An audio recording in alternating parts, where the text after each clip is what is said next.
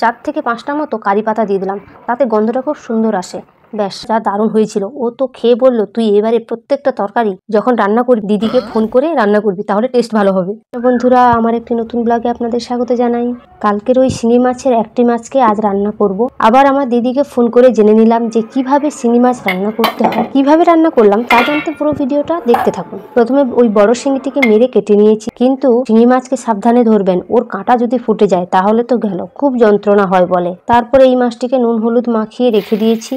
এবার নুন হলুদ মাখিয়ে রাখা আলুগুলোকে ভেজে নিচ্ছি। আর এই যে দেখুন, মাছের অনেকটা বীজ বেরিয়েছে। তারপর ওই মাছগুলিকে ভালো করে ভেজে নিচ্ছি, তার সঙ্গে সঙ্গে বীজটাও ভেজে নিলাম।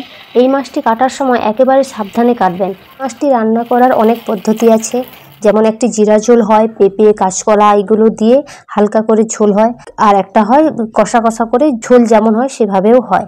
এই মাছের আমি ঝোল করব, তাই ঝোলের জন্য যা যা মশলা লাগে তাই দিয়ে বানিয়ে নেব। প্রথমে এলাচ লবঙ্গ দারচিনি দিয়ে তারপরে পেঁয়াজও দিয়ে দিলাম। হ্যাঁ, পেঁয়াজ দেওয়ার পর সামান্য নুন দিয়ে দেবেন। দেখবেন পেঁয়াজটি তাড়াতাড়ি গলে যায়। পেস্ট করে রাখা আদা দিয়ে দিলাম। এই আদা বাটাটি অনেকদিন ধরে আছে, কিভাবে অনেকদিন রাখলাম তার আরেকটি ভিডিও আমার চ্যানেলে দেওয়া আছে, চাইলে দেখে আসতে পারেন।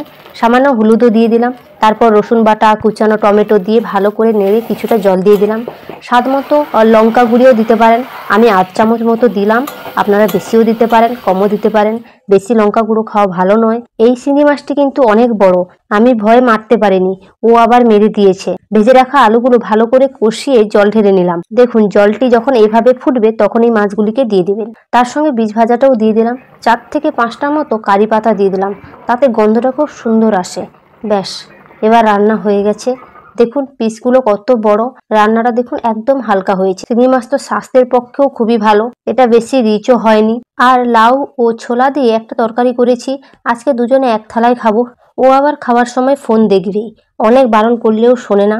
আর তরকারিটা যা দারুণ হয়েছিল, ও তো খেয়ে বলল, তুই এবারে প্রত্যেকটা তরকারি যখন রান্না করবি দিদিকে ফোন করে রান্না করবি, তাহলে টেস্ট ভালো হবে। খাওয়া দাওয়া সেরে সন্ধ্যাবেলা সেই গাছগুলো যে আনছিলাম তার টবগুলোকে একটু রঙিন করব। তার জন্য প্রথমে সাদা রং দিয়ে ভালোভাবে ভরিয়ে নিচ্ছি। আজকে এই সাদা রংটা শুকিয়ে যায়, কালকে তখন এই ডিজাইন করব।